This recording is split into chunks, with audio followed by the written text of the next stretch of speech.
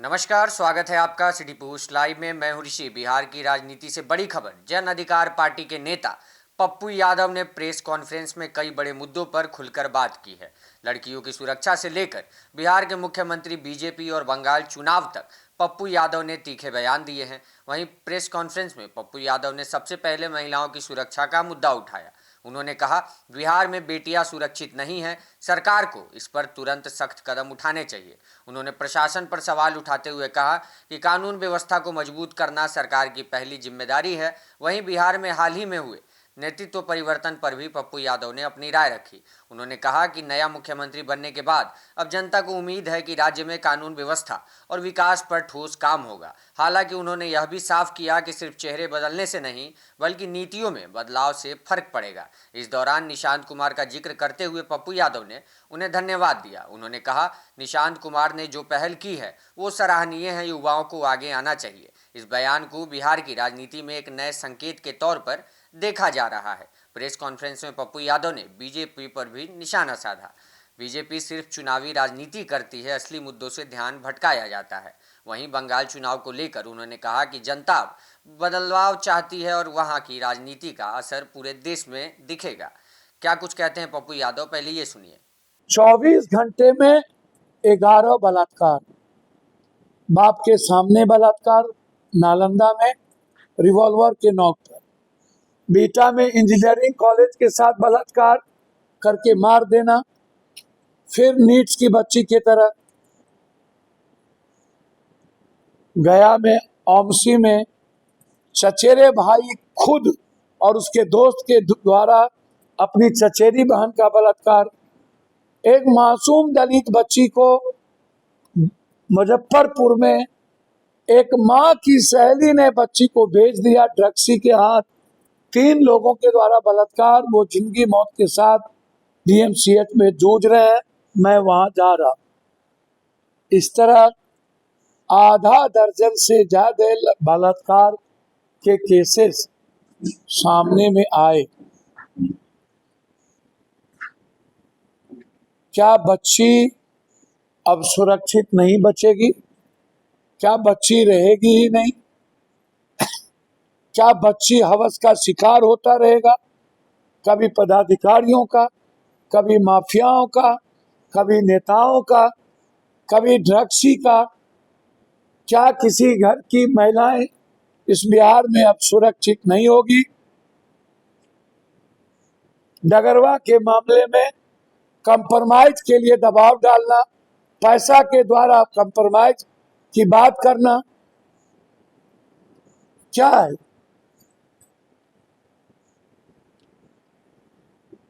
आश्चर्य होता,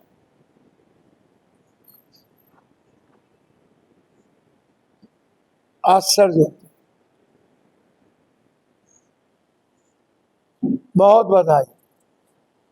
और निशांत जी को नीतीश जी से और भी ऊंचे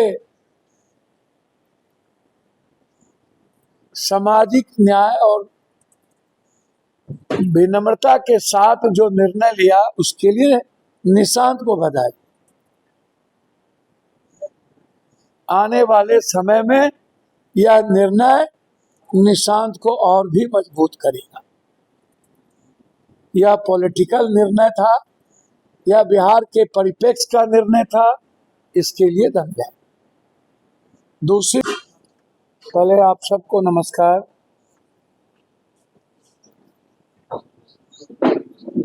हमें आश्चर्य भी हुआ और दुख भी हुआ। निशांत जी की बात से साफ झलक गई, जो बात हम हमेशा कहते रहे हैं कि बीजेपी के लोगों ने नीतीश जी के गलत स्वास्थ्य का हवाला देकर नीतीश जी की जो भी मजबूरी रही होगी, जिन कारणों से नीतीश जी ने इस्तीफा दिया, लेकिन निशांत ने स्पष्ट रूप से कहा कि मेरे साथ धोखा हुआ।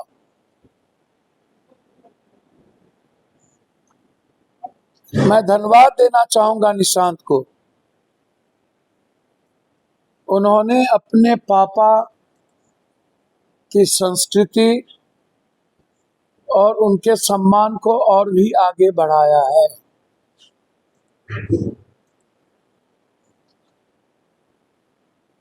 वो स्पष्ट रूप से बोले, मेरे लिए डिप्टी सीएम या सीएम पद का कोई माने नहीं रखता। पूरा जनता दल यूं मनाने में लगे उन्होंने डिप्टी सीएम पद, जो पापा का इतिहास रहा है, जो राजनीतिक सुचित्रता रही है, परिवारवाद को बिना संघर्ष के रास्ते बढ़ावा नहीं देना। और नीतीश जी ने भी मिसाल कायम किया, जबकि सभी लोग चाहते थे कि नीतीश जी 6 महीना और रहे। बीजेपी ने नीतीश जी के पीठ में खंजर भोंका है। जनता दल यू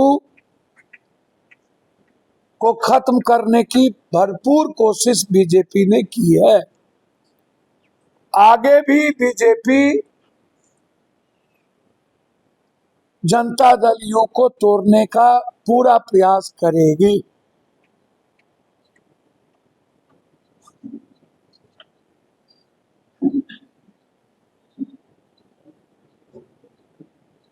परिवारवाद से दूर और निशांत जी का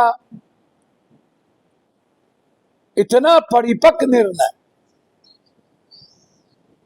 पूरा बिहार चाहता था कि निशांत सीएम बने, निशांत डिप्टी सीएम का कम से कम पद ले।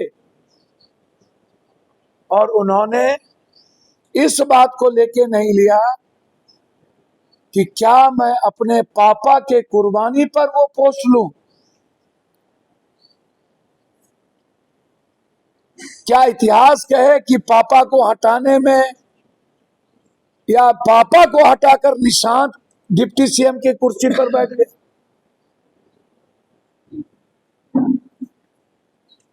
निशांत जी ने अपने कद को बढ़ा लिया है और मुझे उम्मीद है कि आने वाले भविष्य में निशांत मुख्यमंत्री भी होंगे, डिप्टी सीएम भी होंगे और होना भी चाहिए। मैं अपेक्षा रखता हूं। आज भले ही नीतीश जी की परिवारवाद को लेकर के इस तरह का निर्णय लिया गया और निशांत ने जो धोखा दिया बीजेपी और उस इतिहास की कड़ी में वो नहीं जुड़ना चाहते थे कि मैं अपने पापा की कुर्बानी के नींव पर अपने पद की गरिमा को देखूं, तो इसके लिए उन्हें धन्यवाद।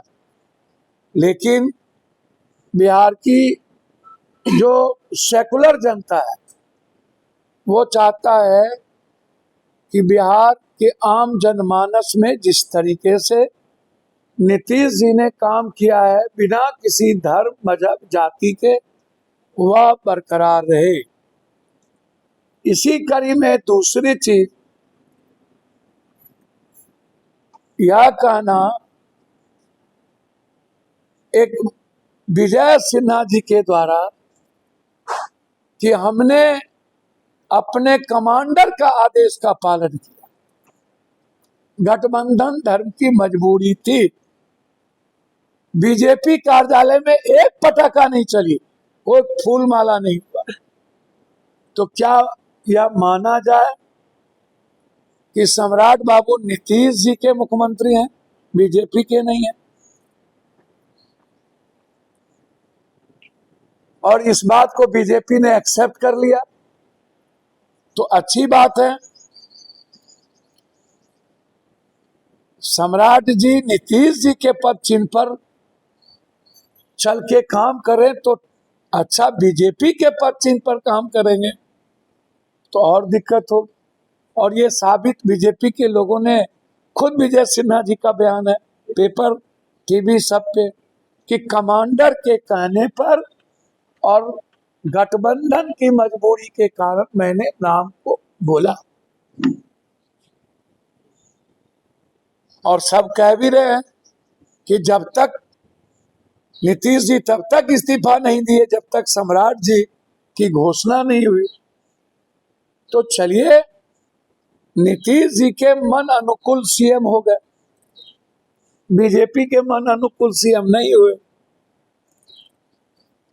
और बीजेपी अब ये ना कहे कि हम आरएसएस या हमारा चाल चरित्र, तो बीजेपी का चाल चरित्र भी दिखता है। इसीलिए नीतीश कुमार के मुख्यमंत्री बनने पर और नीतीश कुमार जी के द्वारा मुख्यमंत्री बनाने पर बधाई। अमित भाई और नरेंद्र भाई, आप पागल हो चुके हैं बंगाल जीतने के लिए। आप तीनों सीमा क्रॉस कर दिए हैं, खत्म हो रहा है बंगाल और स्टेट नहीं है।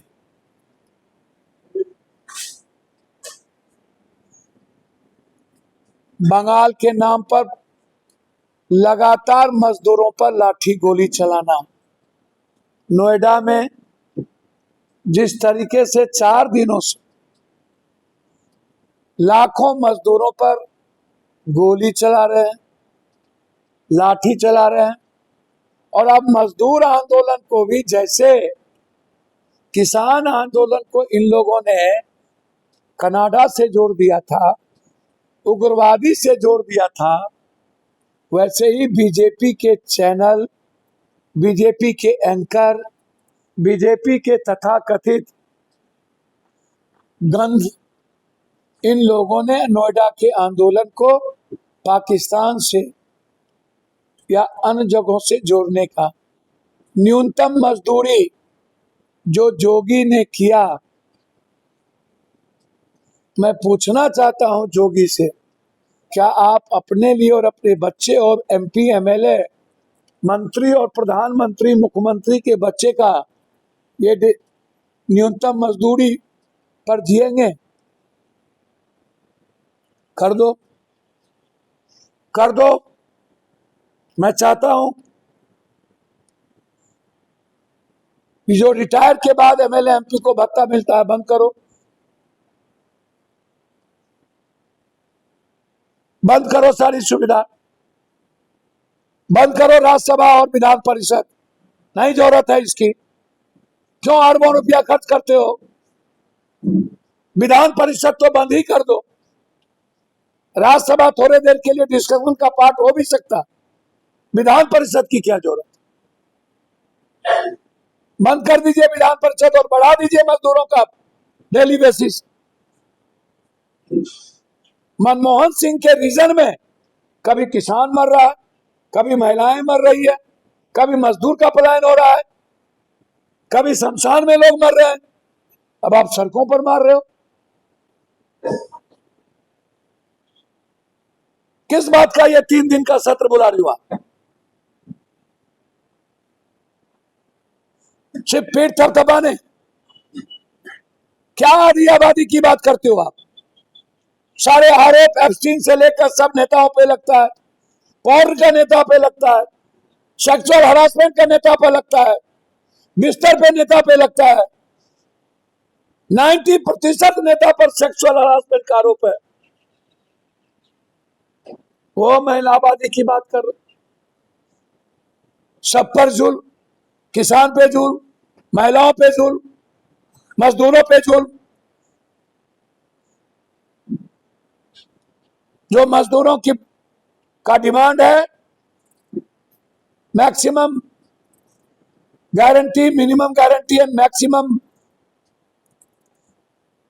वेतन भत्ता, और सफाई कर्मचारी का हर कीमत पर उन्हें अविलंब स्वीकार करना चाहिए। और हर लड़ाई को हिंदू मुसलमान पाकिस्तान कर करके इन फैक्ट्री वाले अदान सारे उद्योगपतियों को सपोर्ट करना ये सही नहीं है। जंग की जरूरत है। महाभारत से बड़ी तस्लीम की जरूरत है इस भारत में। इसलिए अविलंब नोएडा के मजदूरों पर लाठी गोली चलाना बंद करिए।